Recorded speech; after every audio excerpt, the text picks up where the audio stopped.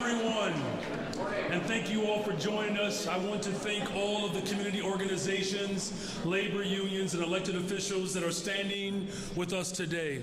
Our alder people, our district councilors, and CCPSA commissioners, our county commissioners, state legislators, all of us collectively standing strong and firm to ensure that we build the safest, most affordable big city in America. And ahead of today's City Council meeting, I want to reiterate my commitment to building a safer and more just Chicago. I decided to veto this measure because it would be counterproductive to the progress of reducing crime and violence in our beloved city. When I was elected 2 years ago, I made a pledge not to simply do the easy thing, but to do the right thing. The easy thing to do would be to play into the political theater of safety. The easy thing to do would be to tell people that if we threaten young people and families with severe repercussions, that somehow would make us safer. But we know from years of doing the same old tired forms of policy that it doesn't get the results that people have longed for. It doesn't keep us safe, and it doesn't make our city stronger. Instead, today we are doing the right thing. We are deciding to focus on investing in people. There is no study that we have seen, or frankly anyone in Chicago has seen, that says that these type of measures and curfews will keep young people safe. And in fact, if we were to enact such a thing, we would leave ourselves vulnerable to potential and costly lawsuits that do nothing to make our city safer. We need to focus on what we have done to build the type of progress that we have already seen has been proven to be effective. We are seeing a continuous decline in violent crime throughout the city of Chicago. So in other words, the work is working.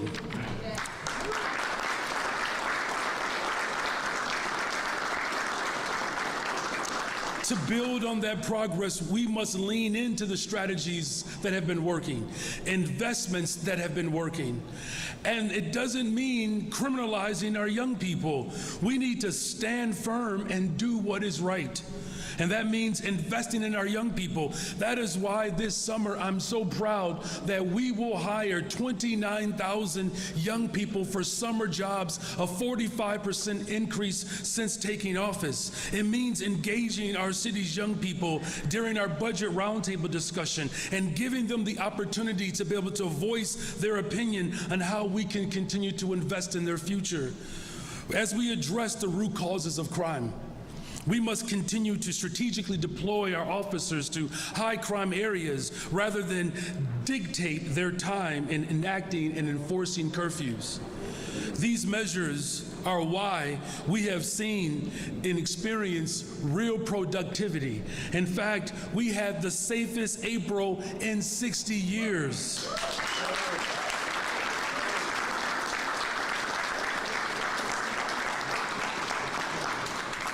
In fact, we had the safest Memorial Day in 16 years and the least violent 4th of July weekend in the past 6 years. The work is working.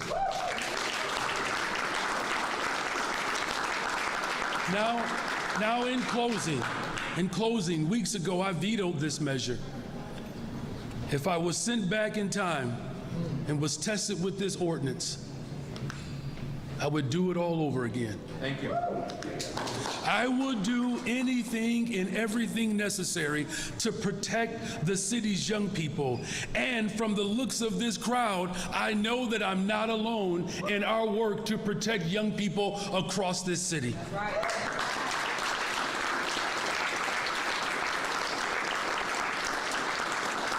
And so I look forward to working with members of City Council to sustain our critical investments and to build partnerships that are leading towards a safer city. And I especially look forward to charting a new path to safety in our beloved city. And I want to thank all the community partners again, the parents, the young people, the advocates who are here with us this morning for charting this new path. Thank you all.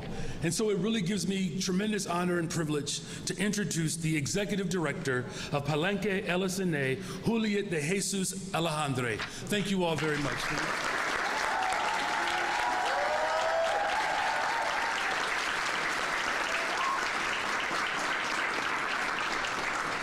Good morning. Good morning. Hello, my name is Juliet de Jesus Alejandre. I'm the proud mother of 3 Latino sons growing up in Chicago. I'm the current ED, but I'm also a former youth organizer. Like every mother in Chicago, I pray my boys are safe every day and go to schools where they are seen as brilliant and beautiful, and they are provided with the support and opportunity to thrive using their special gifts in service of the world. That's what we all want. That's what all mothers want. When we look for solutions to youth violence, we have to remember that the world is big and we're not the only ones with this problem. There are other solutions that we can learn from. The World Health Organization says that every year, 200,000 young people ages 10 to 29 die from youth violence across the world. And why? The research will tell you that any society with significant wealth gaps between the rich and the poor consistently exhibit the highest rates of youth violence. Do you want peace? Yes. Right? Then invest in economic opportunities for parents and youth.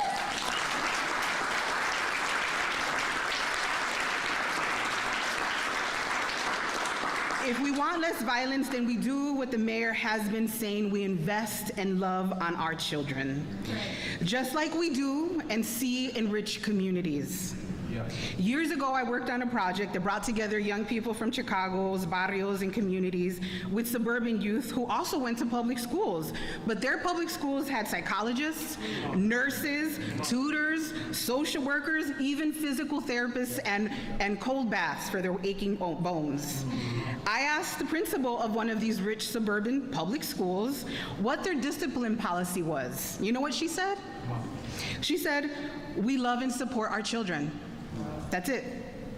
So we empower all our children to live lives of dignity and giving them every support that they deserve to be healthy. All children deserve that. Now, the research does agree that we need to create laws. But the laws that need to be created, says the research from around the world, are ones that protect children. That will protect their access to health care, mental health services, less guns and alcohol, good schools and recreation programs. Nowhere in the literature from across the globe does it say that curfews are a solution. SNAP curfews, all right? SNAP curfews will only further criminalize Black and brown children from working class families, and we all know that that's what it will do. Curfews have never worked to create public safety. The children of Chicago have already been harmed. Redlining, segregation, school closures, now while their parents deal with ICE kidnappings and increased evictions and higher rents across the city. So today, I am proud to stand with our mayor and reject the politics of harm towards our children, and we call for investments, continued investments that will help our families thrive. If you want to see peace, then make families thrive. Nonviolence, all right. Nonviolence is a product of good public policy. Chicago wants peace in our downtowns. We want peace in our communities. And we will not get there with SNAP curfews. Thank you.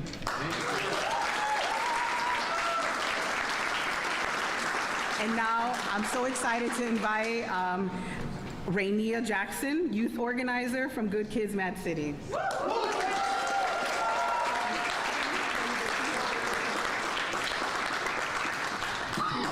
Good morning, everyone. Good morning. My name is Rainea Jackson. I live in the 24th Ward in North Lawndale on the west side of Chicago.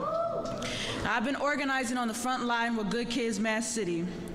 And I lost a lot of people that I call family throughout the years through gun violence, so I know the pain and anger a little too well. And for such a long time in my life, I was angry. I was lost, and I didn't just lose my family. I lost my sense of safety, my sense of trust in the systems that are supposed to protect us. That's why I joined Good Kids Mad City, because we've been in the front lines fighting for things that can actually save lives, like mental health services, trauma-informed services, youth centers.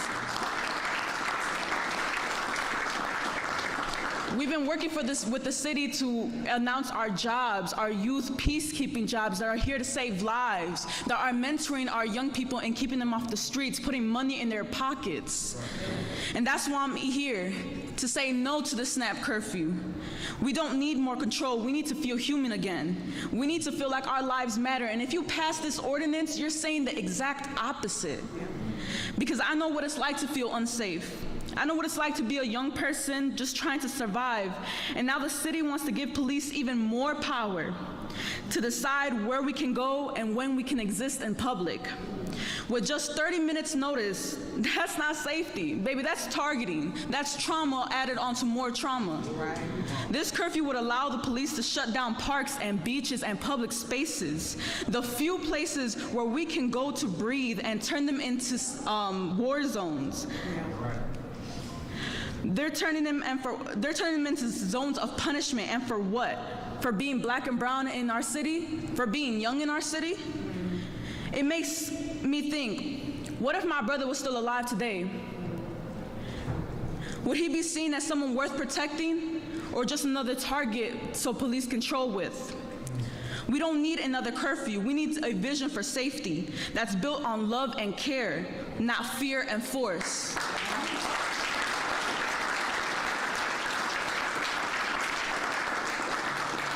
And that's what the Peace Book is about. It's about giving resources directly to the young people, creating spaces where we can be young and grow and be heard, and investing in things that prevent harm before it starts, like our Peace Book, our youth peacekeeping jobs. We talked about snap curfews are proven to not increase safety, but you know what has been proven? Access to public mental health services, non-police crisis responses, youth jobs like the peacekeeping program that we have going on this summer, youth programming and funding our public health and safety department. We don't need to invest public safety dollars into things that we know don't work, like the snap curfew, or things like hundreds of $millions in police vacancies or funding ghost cops. We need to invest in things that work. So I'm not just speaking as an organizer today. I'm speaking as a sister who lost her brother at a young age, as someone who still wakes up thinking about the night I lost the person I love the most. Please, I'm begging to vote no on this curfew and vote yes on the Peace Book. Fund things that work, because we deserve to live in a society where we're able to thrive and not just survive. We deserve peace, and we deserve the Peace Book. Thank you.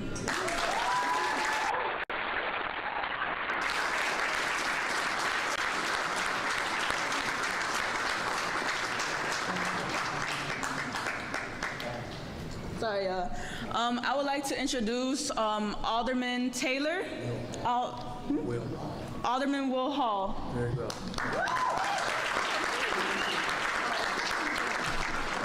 Thank you so much. To lock kids up is not what we do. We love kids.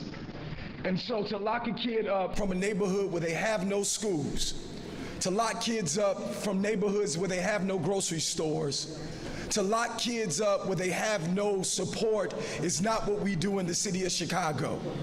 We are the city that loves young people. That's right. And so this is a city where young people can come from north, south, east, and west and enjoy the city where we love them. And so on today, we are not only vetoing this ordinance, we are saying to Chicago, love our children. Yeah. This is the next and the now generation. If you love children, we need business communities to adopt parks. If you love children, we need more mentors to show up downtown instead of locking up kids who come downtown. If we love children, then let's stop building prisons in the state and fund the schools that these children go to.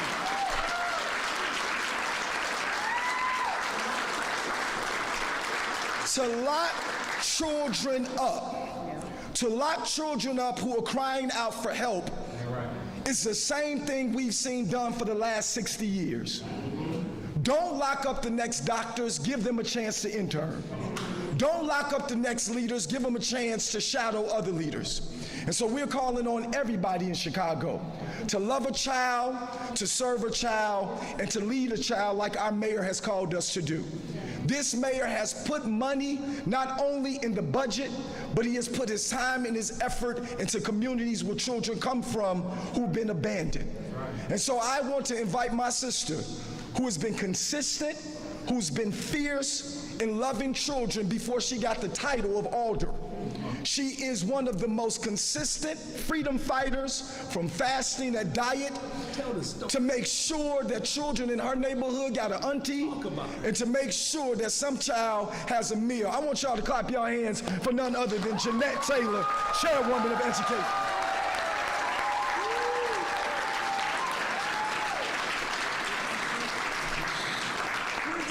Good morning. I was looking like, who are you talking about? So good morning, everybody. How you doing? Whitney Houston once said, I believe the children are our future. Teach them well and let them lead the way. Show them all the beauty they possess inside. It said nothing about locking young people up when they want to have fun in their cities. And so what's baffling to me is the headlines is always talking about what the administration has not done. Look at what they've done. You've never seen this many young people in City Hall. You've never seen this many young people have summer jobs. You've never seen this many young people have year-round jobs. And so it's easy to talk. We do a lot of that. Where's the action? The action is today when he vetoes what we made the mistake of doing. And Alderwoman Taylor was not one of the people who voted yes on that mess. You're so busy at protecting your downtown interests, you say forget the young people that live in our very communities? Bad enough the CPS budget won't be able to protect these young people. They didn't make those decisions, adults. Worse, some adults that get to go to other jobs in other cities, but we won't go there.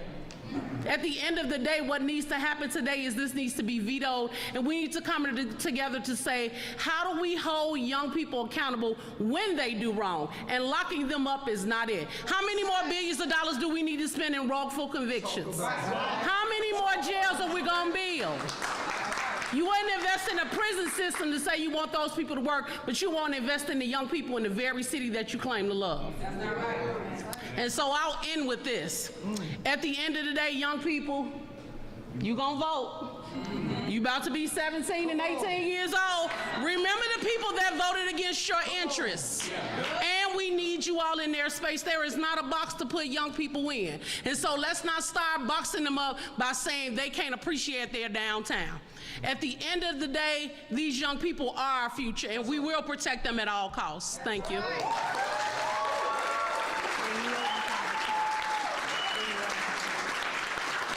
All right.